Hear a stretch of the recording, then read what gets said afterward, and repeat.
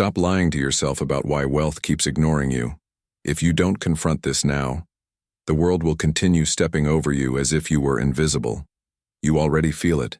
You work harder. You care more. You try to stay honest, disciplined, consistent. And still, someone with half your talent, half your discipline, half your intelligence walks into a room, and opportunities follow them like trained dogs. Why does that happen? Why do weaker minds collect bigger rewards? Why does money orbit people who barely deserve it? Hold that discomfort. It's trying to teach you something brutal about power, and the first truth is this. You are not invisible because you lack skill. You are invisible because you lack strategic presence. Wealth never moves toward the best person. It moves toward the person who understands what humans obey: fear, desire, and respect. As Machiavelli would argue, talent doesn't shape fortune. Perception does. Here's the mistake you keep repeating. You assume the world rewards competence, but the world rewards those who understand how to weaponize competence. Stop confusing being valuable with being valued.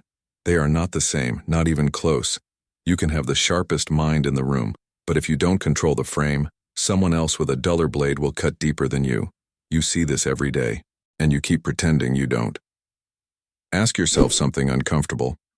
How many times has a less capable person risen above you simply because they projected confidence, inevitability, and economic coldness? That's your first micro-hook into the truth. Wealth follows power signals, not moral fantasies. Let's cut deeper. You leak status every time you try to prove your worth, justify your potential, or explain your intentions. Explaining is a confession of weakness. Justifying is an admission of insecurity. People with half your talent don't bother explaining. They move, they impose, they assume importance, and others unconsciously agree. This is the invisible error costing you power. You behave like the world is fair. They behave like the world is a battlefield. Stop treating society like a merit contest. Start treating it like a marketplace of influence. Here is the ruthless law they follow, consciously or not. Perception precedes wealth. Power precedes opportunity. Status precedes reward. Meaning, before anyone gives you money, they judge if giving you money elevates their status. Before anyone opens a door for you, they assess whether you can become an asset or a threat. Before any room values you, it must already fear losing you. People with half your talent understand this instinctively. You, on the other hand, keep playing the humble servant, begging the world to validate you. Stop. Humility without power is self-erasure. You stay invisible because you blend in. They get rich because they stand out, sometimes even obnoxiously, because standing out triggers attention, and attention drags opportunities. Let's escalate. In the Machiavellian view, society is not organized around fairness. It's organized around hierarchy, signal, and resource flow. Hierarchy decides who is heard. Signal decides who is remembered. Resource flow decides who becomes wealthy. If you fail to manipulate these three, people with half your intelligence will eat your future alive. Ask yourself, how often have you watched someone inferior get rewarded simply because they mastered the illusion of inevitability? This is where mechanism enters. Humans instinctively follow whoever looks like they don't need approval. This triggers something ancient, deep in biology. Confidence looks like safety. Indifference looks like abundance. Detachment looks like power. Scarcity looks like danger. And whether it's money, influence, or opportunity, humans avoid danger and flock to power. Here's the critical mechanism richer people exploit. People support whoever seems to be rising, not whoever is deserving. Your talent doesn't matter if it doesn't feel inevitable. Hold this quietly for a second. Others are not evaluating your ability. They are evaluating your momentum. Momentum is a perception, and perception is a tool. This is the psychological framework the wealthy use while everyone else tries to be good enough. You're not losing to talent. You're losing to people with stronger signal, not stronger skill. Let's cut into protocol. 5 lessons that determine whether you stay invisible or become magnetic. 1. Stop proving yourself. Start positioning yourself. Proving drains your authority. Positioning multiplies it. Say less. Move strategically. Let others fill the silence with respect. 2. Build economic coldness. Detach emotionally from money. Treat it as a tool, not an identity. People with half your talent get rich because they're not sentimental. Coldness attracts capital. Neediness repels it. 3. Learn to frame every interaction. Wealthy minds set the terms of the room. They decide the pace, the tone, and the standard. You must learn to impose subtle control, without theatrics, without aggression, just quiet dominance. 4. Convert skill into leverage. Talent is worthless until it produces fear of losing you. Ever notice how the mediocre employee becomes irreplaceable because he controls something others depend on? That's leverage, not talent. 5. Reduce your availability. Nothing kills status faster than constant accessibility. People desire what withdraws. People ignore what chases. Become scarce. Scarcity raises your economic temperature. Let's insert a micro hook. Stop being present everywhere. Start being missed. Now the antidote. What do most people do that destroys their shot at wealth? They multitask their lives into exhaustion. They stay busy instead of powerful. They chase approval instead of respect. And worst of all, they confuse effort with strategy. Effort is overrated. Strategy is underused. People with half your talent win because they understand this one swap. Stop working harder. Start working colder. Colder means calculated. Colder means emotionally clean. Colder means doing what increases leverage, not what increases sweat. Every time you say yes to avoid discomfort, you shrink. Every time you avoid confrontation, you signal weakness. Every time you show neediness, you lose status. Never underestimate how quickly people classify you by your tolerances. Show too much tolerance and then you become invisible. Let me give you 2 scene anchors to burn this into your mind. Scene anchor 1, workplace. You're in a meeting. You give a well-researched idea. Silence follows. No one responds. But then someone else, less competent, less thoughtful, repeats your idea with more confidence and less detail. Suddenly, everyone agrees. Why? Because your delivery signaled insecurity. Theirs signaled inevitability. Status voted. Wealth follows status. Scene anchor 2, social setting. You offer help before being asked. You try to be useful. People thank you politely, but forget you exist hours later. Then someone else enters with calm indifference. They barely acknowledge the room. Their presence becomes the center of gravity. People orbit them instantly. Why? Because humans instinctively recognize who needs nothing and reward them with everything. Here's your micro hook. Stop offering your value. Make it cost something. You remain economically invisible because you give away your worth too cheaply. You reveal yourself too quickly. You try to be liked instead of feared. You chase comfort instead of control. But something changes the moment you impose the Machiavellian rule. Never appear dependent on the approval that others weaponize against you. This is the turning point you've avoided. If you want wealth, you must radiate economic independence even before you fully possess it. Perception precedes reality. Signal precedes abundance. Let's push deeper. The wealthy do not wait for validation. They create frameworks that force others to validate them. That's why they rise faster with less talent. They're not wasting energy on emotional maintenance. You must stop leaking power through soft habits, over-explaining, oversharing, overthinking, overgiving. Power thrives on subtraction, not addition. Remove your need for praise. Remove your fear of rejection. Remove your obsession with outcome. Only then do you become a person the world notices. Now hold this cinematic image.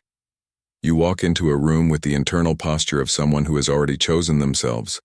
You don't rush. You don't justify. You don't seek connection. You evaluate. You select. You observe. This is the aura that people with half your talent use instinctively. And it works because the world is wired to chase whoever doesn't chase it back. This is the shift you must execute in silence. You rise not by being louder, but by being harder to access. You rise not by being agreeable, but by being strategically unpredictable. You rise not by being humble, but by being economically sovereign. The wealthy know this. You must absorb it now. You underestimate how quickly the world forgets you. That is why you must treat your rise as a cold operation, not a hopeful dream. Wealth doesn't remember those who hesitate. Power doesn't wait for the unsure, and opportunity has zero interest in those who need permission. If you keep moving softly, you stay invisible, and invisible people never get paid. Stop assuming effort alone is enough. It isn't. It never has been. Most people work hard. Most people struggle. Most people grind through their days convinced that the next month will be different. Even though nothing in their behavior shifts, you see the illusion, but you still follow it. That is your first mistake. Observe the truth with precision. You don't rise because you deserve it. You rise because you force the world to acknowledge you. Wealth responds to pressure, not politeness. Influence responds to positioning, not good intentions. Status responds to strategic visibility, not blind effort. Stop trusting the fantasy. Start calculating the leverage. Most people hide behind the idea of someday. Someday they will invest. Someday they will launch. Someday they will get serious. But someday is just a mask for fear. And fear is expensive. It drains time. It kills your signal. It keeps you soft when you should be sharp. Every year you allow fear to stay alive. It doubles its interest rate. You lose more than money. You lose momentum, reputation, intelligence, advantage. You already feel the cost. You feel it every time a weaker person passes you. You feel it when someone less talented earns more, moves faster, climbs higher. You feel it when their confidence grows while your potential erodes in silence. That happens because they obey the rules you refuse to acknowledge. Never assume the world rewards talent. It rewards motion. It rewards strategy. It rewards those who step into the arena even when they are unprepared, because an unprepared fighter is still more dangerous than a spectator. This is why you must break the habit of hesitation. The wealthy rarely hesitate. They act, then adapt. They move, then adjust. They launch, then optimize. Meanwhile, you wait for perfect conditions, neutral environments, safe feedback. But safe feedback produces mediocre lives. Stop waiting for clarity. Act before clarity forms. Machiavelli knew that uncertainty is the natural state of anyone attempting power. You don't wait for certainty. You create momentum until certainty bends. You force the world to respond because the world does not reward the invisible. Let's confront the next rule. Your environment is not neutral. Every room you enter either strengthens or erodes your trajectory. Every person around you either sharpens or dulls your ambition. Every conversation either elevates or contaminates your thinking. This matters more than people admit. Weak environments normalize weakness. Soft environments normalize softness. The wrong people turn hesitation into culture. You absorb their passivity without noticing. You adopt their caution as if it were wisdom. You inherit their limits and call them personality. Stop confusing comfort with safety. Comfort is the slowest form of decline. When you stay around people who fear risk, you inherit their fear. When you surround yourself with those who hate ambition, you absorb their resentment. When you share your goals with small thinkers, they shrink your capacity without touching you. That is how status collapses in silence. Hold a different standard. You rise by isolation, then alliance. First, you withdraw from noise. Then, you choose your circle with ruthless intelligence. You don't need many people. You need the right one or two. Elite wealth grows through selective bonds, not social abundance. Stop chasing approval. Chase strategic alliance. You may think this sounds cold, but coldness is a tool. Emotional neutrality protects your ascent. It allows you to see people not as friends or obstacles, but as influences, either upward or downward. You must evaluate them with a clear mind. Their intentions don't matter as much as their impact on your trajectory. Never forget this. Good people can still destroy your ambition unintentionally. This brings us to the next truth. You must learn to weaponize invisibility at the right time. Being invisible is a weakness when you need to be seen, but a strategic advantage when you are building. The mistake most people make is staying invisible while expecting visible results. They hide when they should step forward. They speak when they should observe. They announce plans instead of preparing quietly. Stop announcing. Start accumulating. Your silence should be a fortress, not a prison. Silence protects ideas. Silence shields strategy. Silence eliminates premature judgment. When you speak too soon, you invite resistance before you have strength. When you reveal your moves early, you give competitors a blueprint for your downfall. When you overshare your ambition, you dilute its intensity. As Machiavelli would argue, power grows best in shadows, expands under pressure, and emerges only when the odds favor its dominance. The next rule is simple, but uncomfortable. You must separate identity from outcome. The poor bind their ego to their failures. They think being broke means being unworthy. They internalize every setback as an attack on their identity. But the wealthy see outcomes as temporary data, information to adjust, signals to adapt. They don't take failure personally because they don't take the game personally. Wealth is not emotional. Don't attach emotion to a system that does not feel. Stop reacting. Start recalibrating. Your mind must operate like a strategist, not a believer. Belief without strategy is delusion. Strategy without belief is collapse. You need both, but strategy must lead. Emotion follows precision. The rich know this instinctively. They are trained by consequences. They learn through confrontation, not comfort. They rise because they outlearn everyone around them. Learning is a weapon in the hands of someone who uses it. In the hands of most people, it is nothing but entertainment. They consume information without transformation. They listen to insights without execution. They confuse knowledge with progress. This is why talented people remain stagnant. Their intelligence stays inside their mind instead of entering the world as leverage. Stop consuming without converting. Your leverage expands every time you convert knowledge into action. Every time you apply a rule instead of merely analyzing it. Every time you use information to shift the world instead of letting the world shift you. That is the difference between passive intelligence and active power. Now we move to the next layer, the psychology of perception.